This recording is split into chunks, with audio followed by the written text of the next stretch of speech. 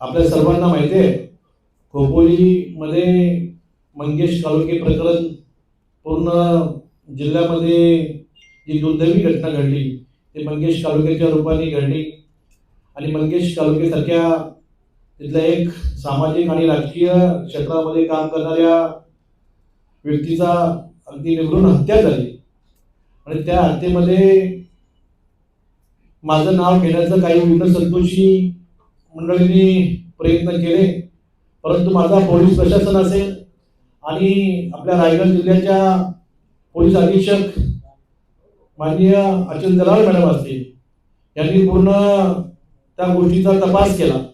त्यामध्ये मी असेल, आमच्या पक्षाचे मुख्य प्रवक्ते भरतभाई असतील, या दोघांचं नाव जाणीवपूर्वक घेण्याचं कोडेकर साहेब आपण सगळ्यांच्या माध्यमातून केलेलं आपण सर्वांनी पाहिलेलं आहे। परंतु माझा पोलीस प्रशासनावर विश्वास होता।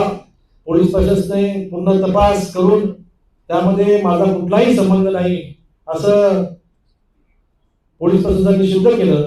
भरतभाईंना काही दिवसांसाठी पोलिसांनी ताब्यात घेतलं होतं, त्यांची सुद्धा चौकशी केली।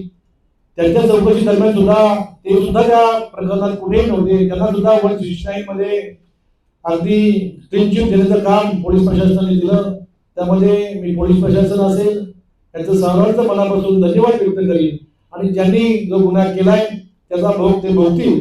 आणि आपण सर्वांनी बघितलं असेल त्या गुन्ह्यामध्ये ज्यांनी गुन्हा केलाय आणि जो गुन्हा करायला ज्यांनी मदत केली त्या सर्वांनाच पोलिसांनी ताब्यात घेतले, त्यांची शिक्षा ते भोगतायत।